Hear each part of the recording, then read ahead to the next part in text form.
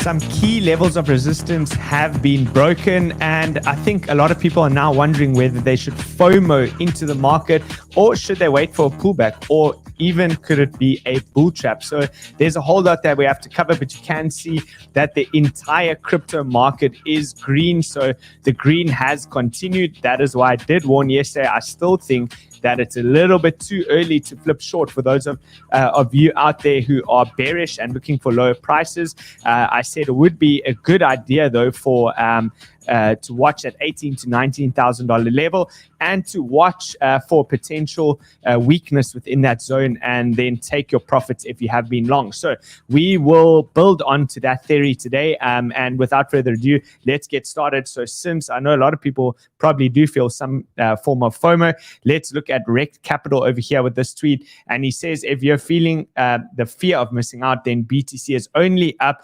21% from the 15,500 lows. You haven't missed out on anything yet. I also want to say with regards to that very few people will ever buy the bottom. Less than 1% of people will ever buy the bottom. And the people that do buy the bottom are usually the people that try to buy the bottom every single step of the way down. So they have experienced extreme drawdown. So BTC being up only 21% means you probably wouldn't have been up 21% because you probably would never have actually got the actual bottom. So for the most part, I would say that traders are probably up about 10%, about half of that. And you just need to remain patient. So he says here, historically, BTC has broken to new all-time highs each bull market, every bull market that happens. So breaking to new all-time highs is approximately 260% from current prices. Now, I'm sure a lot of you out there probably won't be trading Bitcoin into a bull run, because you probably know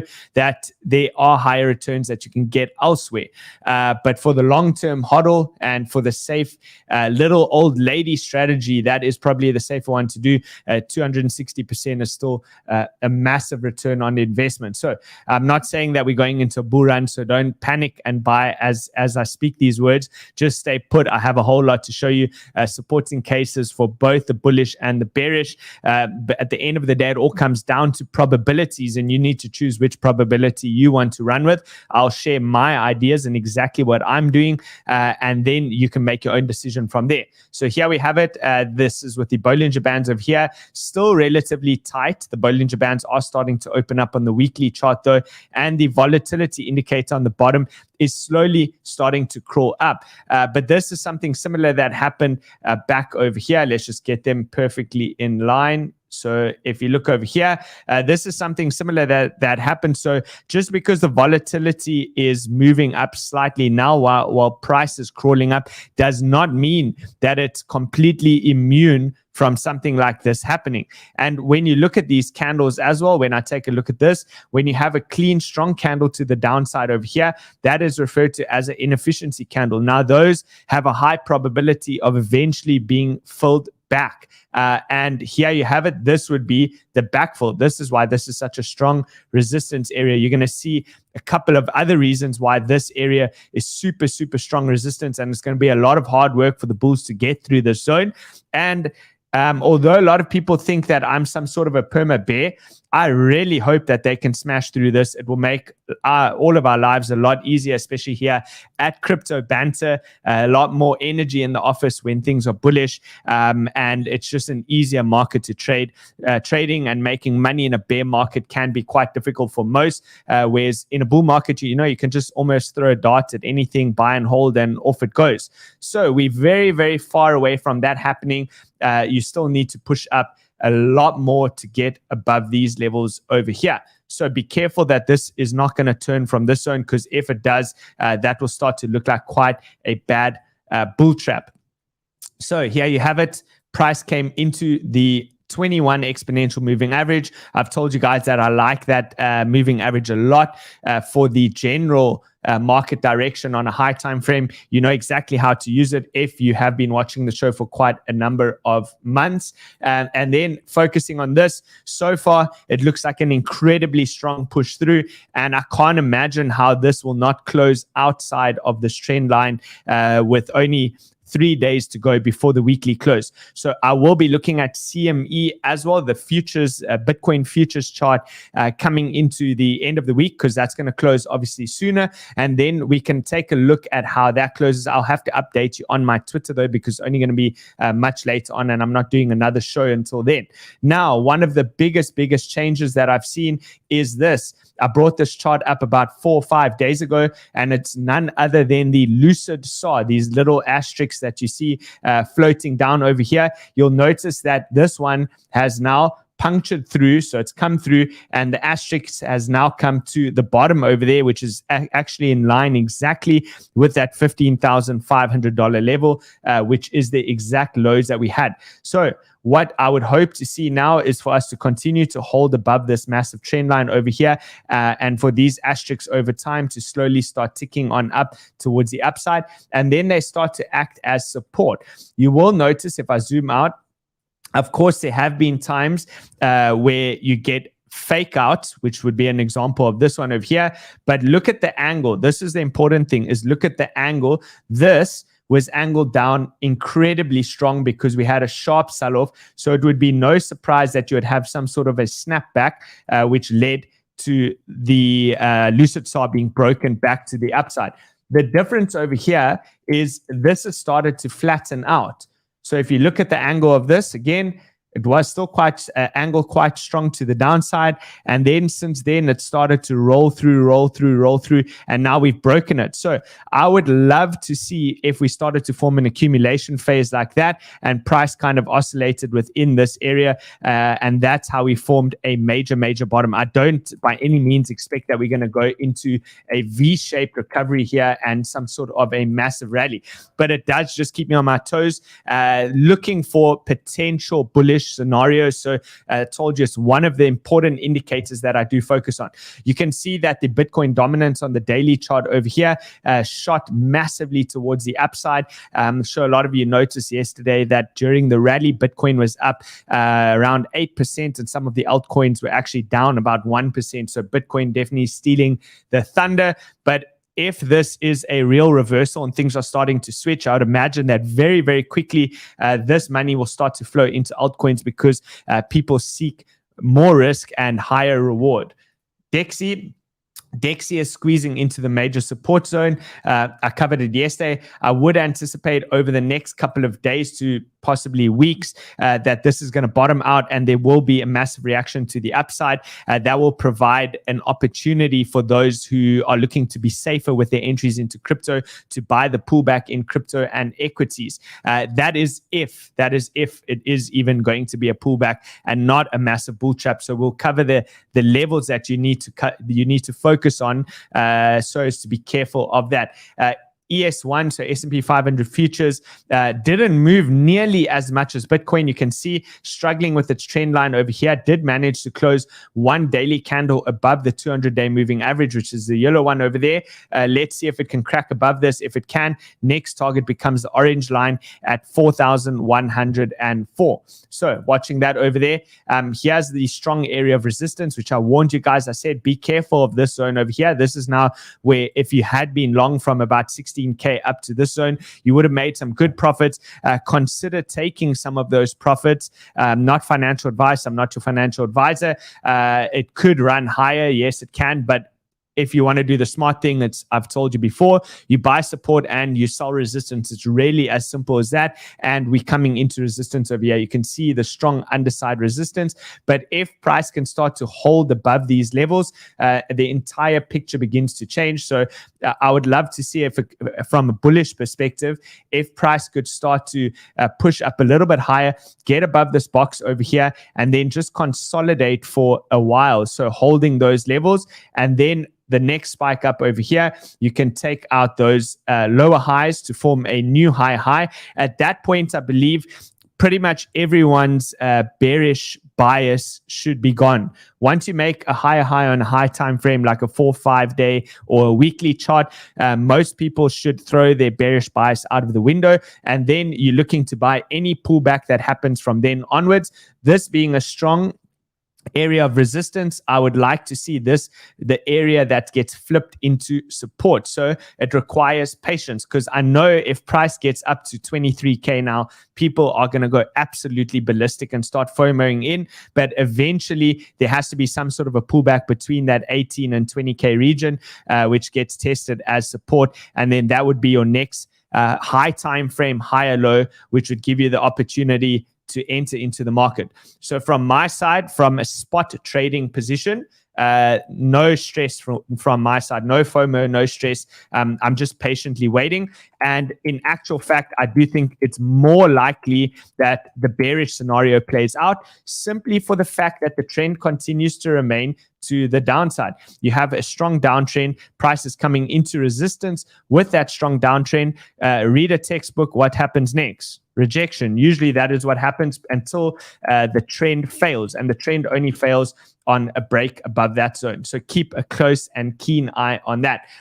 This chart over here is the Wyckoff accumulation, which is a bullish accumulation phase. It's panning out pretty much how I showed. Well, we need the pullback now in order for it to complete. But this is essentially the lines that I showed.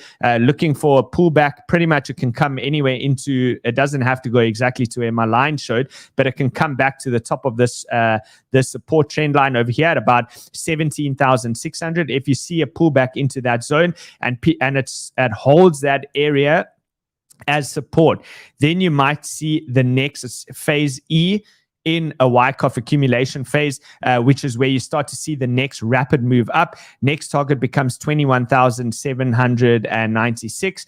Target after that becomes 25,123. And then ultimately, you lead to the order block, which led to the major breakdown. That's $29,000 to $32,000. That would be the major upside targets. But if that $17,600 level fails to hold, as you can see over here, then you could be in for a massive bull trap, and that would create a lot of momentum to send price very hard to the downside, because obviously a lot of people will feel that they've been fooled. They'll feel that they've been trapped. They already psychologically have suffered from all the pain that they experience on being drawn down from these levels, and they'll most likely jump ship, and that will be the last four sellers. And then pretty much, I would say that would be the end of the bear market for me. So paying close attention to those levels.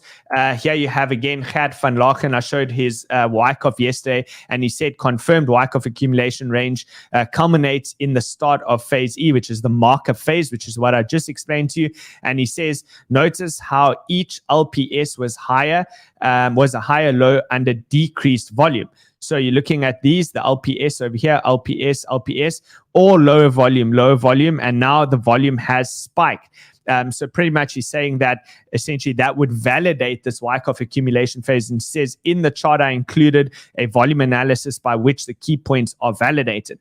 Now what I want to say about this is you may be wondering, well, Kyle, what's wrong with you? Then you're saying that the LPSs are all higher lows, volume has been declining, now the volume came back in. That validates the Wyckoff accumulation phase. So what is wrong with you? Why are you not just going long?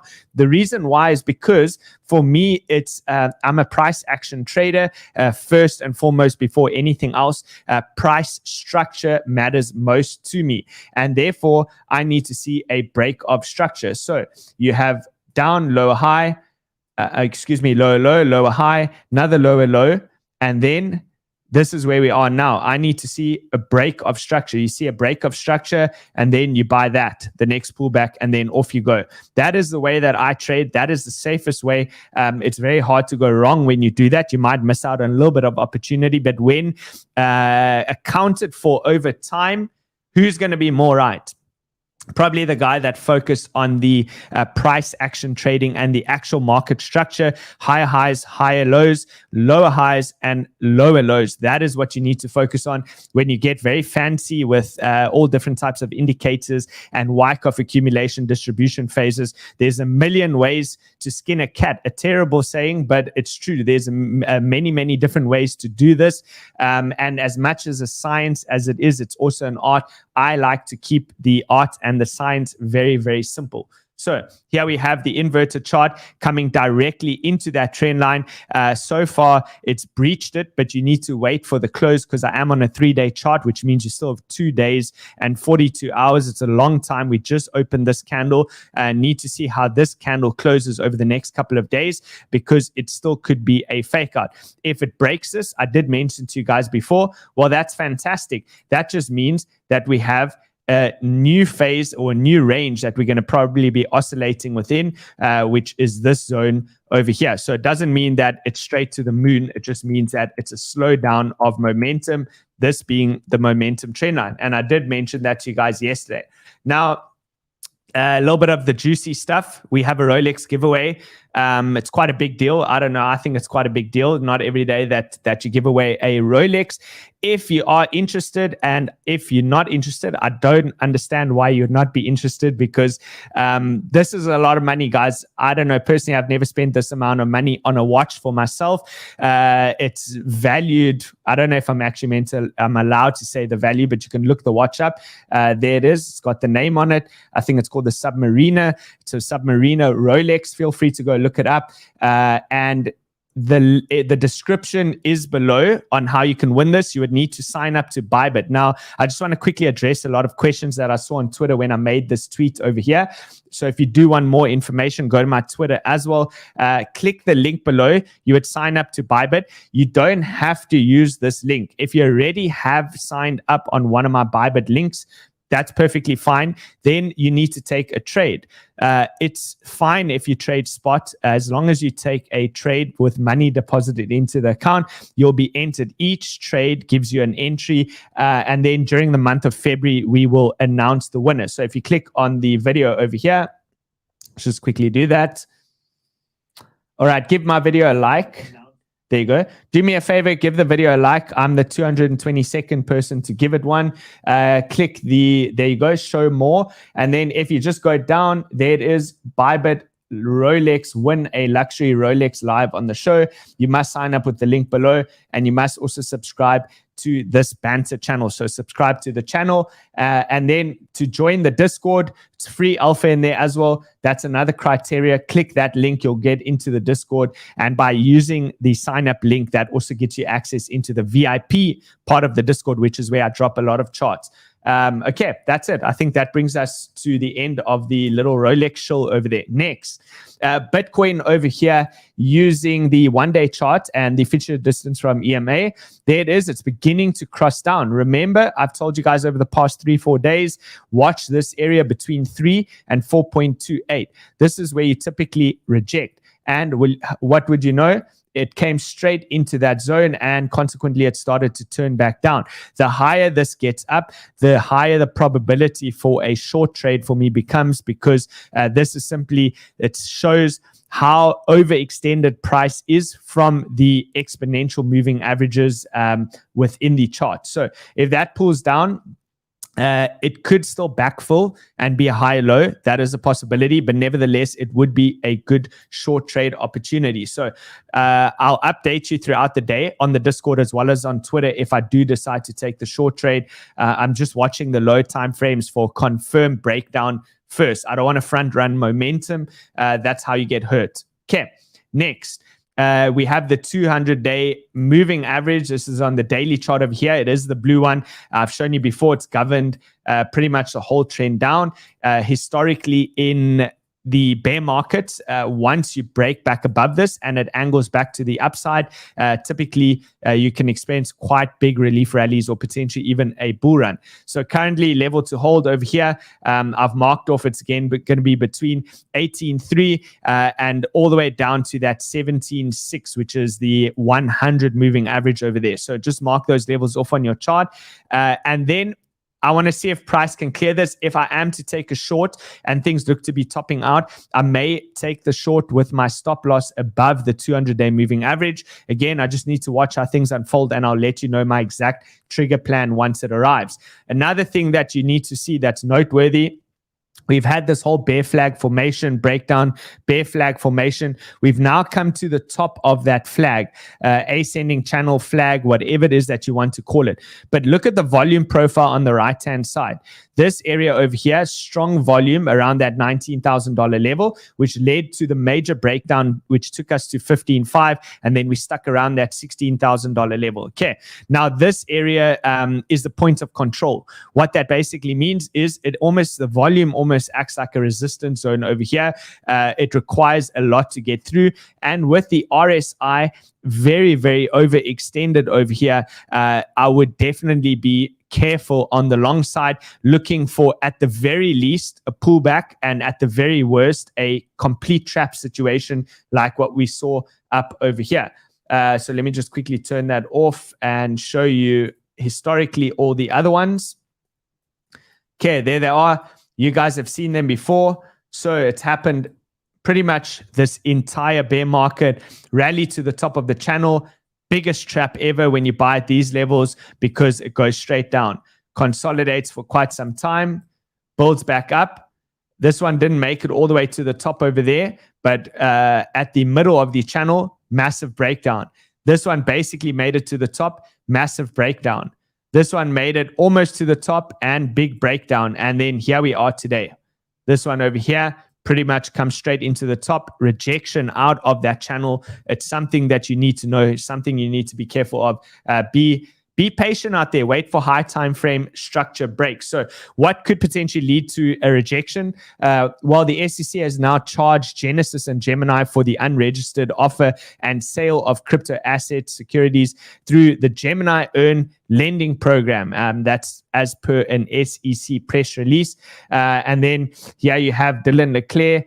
He posted this. He says, crypto companies better start digging through the couch cushions for some spare change because Gensler is coming. I embarrassingly made a tweet this morning saying that's a funny looking dog. Everyone told me it's a bear. I don't know what it is, but nevertheless, what I want to say about this, guys, is that it's going to be similar to what happened with what was the big exchange that went down, James? Mt. Gox, with Mt. Gox and with XRP as well. XRP, when they obviously went after XRP with the SEC, that took a very, very long time to unfold. They're still currently going through court proceedings at the moment. So when the SEC comes after these companies, this might only be something that will unfold in the next bull cycle that we have, or even potentially the next bear cycle. So not a huge thing to worry about, but I thought it's worth mentioning.